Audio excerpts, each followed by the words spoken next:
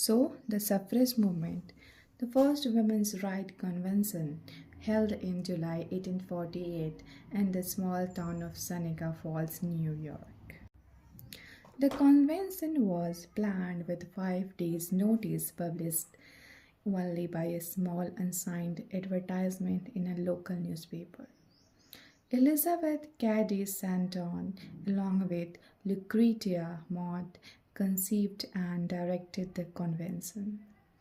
The convention adopted a declaration of sentiment and several resolutions. John Stuart Mill first time used feminism in the context of women during this convention, using the Declaration of Independence as the guide to proclaim that all men and women had been created equal. They drafted 11 resolutions, including the most radical demand, the right to vote.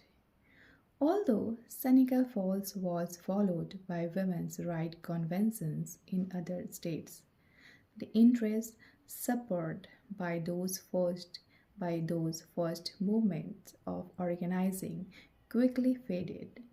Concern in the United States turned to the pending Civil War, while in Europe the reformism of the 40s, 80s, 40s gave way to the repression of the late 1850s. When the feminist movement rebounded, it became focused on a single issue, women's suffrage, a goal that would dominate international feminism for almost 70 years. Thus, the Declaration of Sentiments began by asserting the equality of all men and women are traits that both genders are endowed with unalienable right to life, liberty, and pursuit of happiness.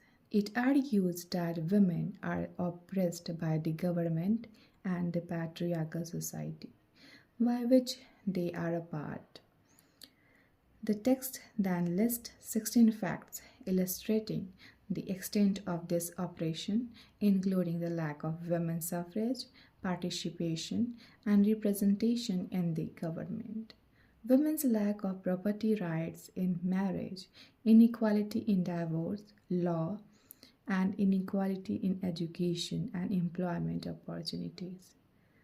The document insists that women be viewed as full citizens of the United States